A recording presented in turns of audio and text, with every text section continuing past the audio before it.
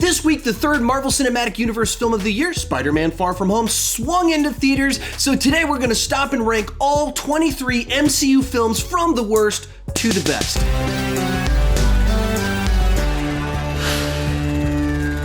Hi, my name is Sean, and I love to talk movies way too much. With that in mind, go ahead and join me down below in the comment section. Share your ranking of all 23 MCU films. My list isn't the right list, it's just my list, and I would love to see yours. With that said, let's get started. In last place is Thor: The Dark World, a drab sequel with an utterly forgettable villain, a plot audiences can't connect with, and no defined tone or genre. Technically speaking, it's not a poorly made film, and there's not a bunch of embarrassing moments, but there's also nothing particularly good about it either. On the plus side, it was made a little bit more interesting by Endgame. Coming in at number 22 is Iron Man 2, an unsatisfying mix of way too many plot lines, not nearly enough action, and some pretty obvious notes to try and set up the Avengers. The entire middle hour of this film has almost no action in it as Tony Stark tries to work out his conflicts with Rhodey, Nick Fury, the government, his dead father, and his fake heart. And it's all pretty disappointing because the cast is still on their A game, and when the action does happen, it's all great. Next up is Guardians of the Galaxy Volume 2. I know a ton of people love this film. I'm just not one of them. A lot of the humor felt like they were trying too hard to just copy the magic of the first film. Ego spends way too much time delivering exposition and taking naps, and I don't even know what they were going for with the Sovereign. And with the way they structured the story, it didn't really give me anyone to root for, though I did love what they did with Yondu. Bringing us into the top 20 is The Incredible Hulk.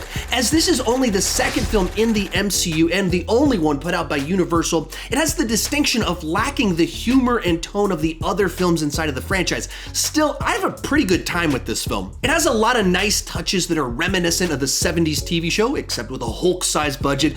It's not the abomination that a bunch of people want to make it out to be, but it also doesn't smash your expectations either. At number 19 is Thor. Like The Incredible Hulk, this film feels like the MCU trying to find its footing.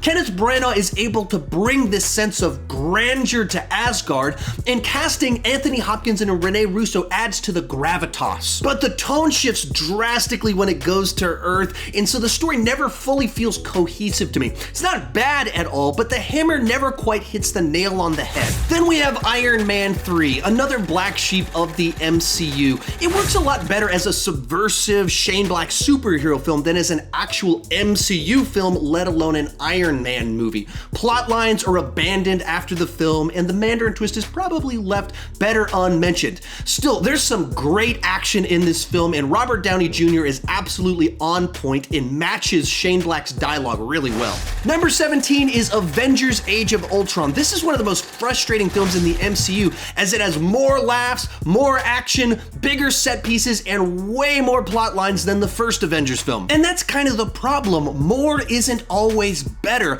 By giving us so much of everything, nothing in particular stands out, and at times this film can be kind of confusing. While its high points do match the original Avengers film, the film overall never lives up to its predecessor.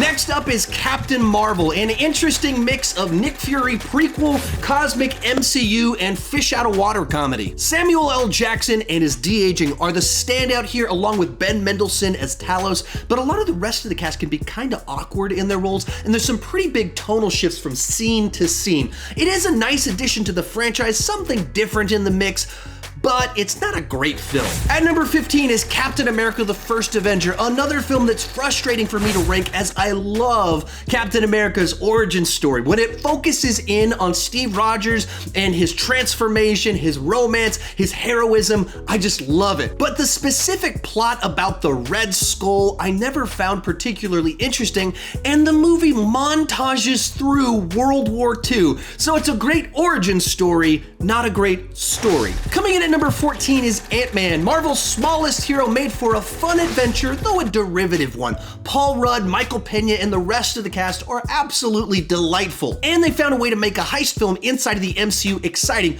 But the actual story structure is way too similar to the first Iron Man film. Still, some nice, unassuming entertainment from Marvel. Number 13 is Spider-Man Far From Home. As the first MCU film after Endgame, it does a great job of explaining the world after the blip.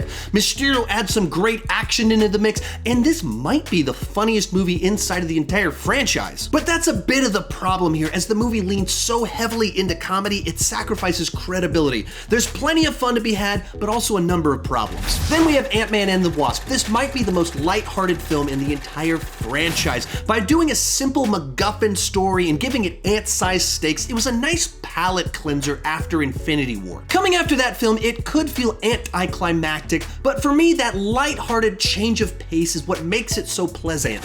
At number 11 is Doctor Strange. The MCU's first trip to the wizarding world of Marvel once again has a fantastic cast, and the action sequences feel like Escher drawings come to life, except with magic. But for how inventive the visuals are, it feels like the script squished the Doctor Strange mythology through the Marvel origin story cookie cutter. Kicking off the top 10 is Black Panther, one of the most thematically rich and mature films in the entire MCU. They crafted a dense narrative in a creative, inventive world that can be both exciting and emotional. The downside here is that there's some pretty weak action sequences in CGI, and that's a pretty significant problem when you're making a big blockbuster comic book movie. Coming in at number 9 is Thor Ragnarok. After a pair of weaker films, Taika Waititi reignited the franchise with lively characters, laugh-out-loud humor, and a vibrant color scheme and score. And for how funny it can be, the movie actually has serious stakes and consequences. But Taika Waititi didn't quite know when to put on the brakes when it came to the comedy, and at times the comedy can undercut the drama.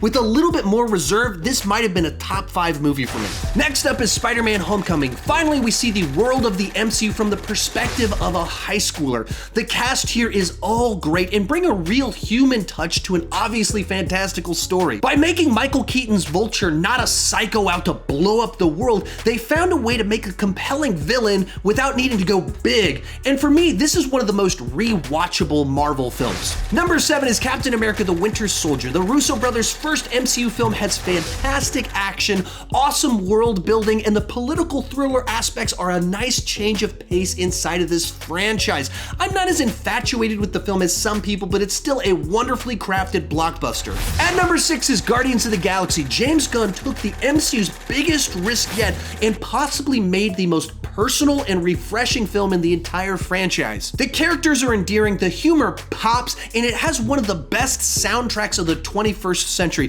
This is a movie so good that it takes a line as sappy as "We Are Groot" and makes for a heartfelt moment. In 5th place is Captain America: Civil War. Avengers 2.5 works both because it's fun to watch all of our favorite heroes battle it out, but also because they crafted a story which justifies why our team would be torn apart. The conflict primarily comes from their competing values and their different backstories, and it's amplified by their own personal faults. It's earned drama with nerdy superhero action as the icing on top. Coming in at number 4 is Iron Man, one of the freshest and most influential comic book movies of all time. From the inspired casting to Favreau and Feige nailing the tone, this movie changed the genre forever. By comparison to modern MCU films, it can feel small in scale, but the fact that it doesn't have the weight of the rest of the MCU on its shoulders means it can narrow in its focus and do a great character study on Tony Stark.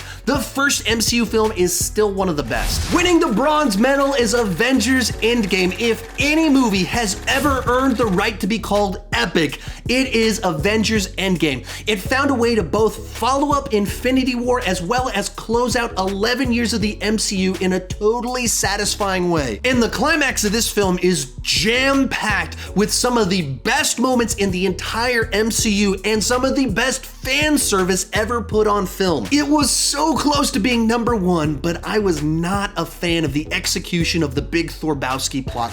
Our runner-up, The Avengers. Whedon and Feige pulled off what no one had done before, a superhero team-up blockbuster. The story here might be pretty straightforward, but that allows for plenty of room for superhero fun. 7 years later, I still think this film has some of the best banter, and the pure heroism of the finale of this film is an absolute joy. But in first place, Avengers Infinity War. Here, the MCU delivered one of the biggest and most comic booky films of all time. But the real magic here is how much time is spent developing Thanos. With a massive cast, a great villain, and a truly shocking ending, this film is a dream come true for superhero fans. So for me, it easily comes in at number 1. If you enjoyed this ranking, check out that playlist right over there with more MCU rankings. I got the heroes, the villains, the finales, all that fun stuff. If you enjoyed this video, there's definitely something over there that you will love. Thank you so much for watching, and keep talking movies too much.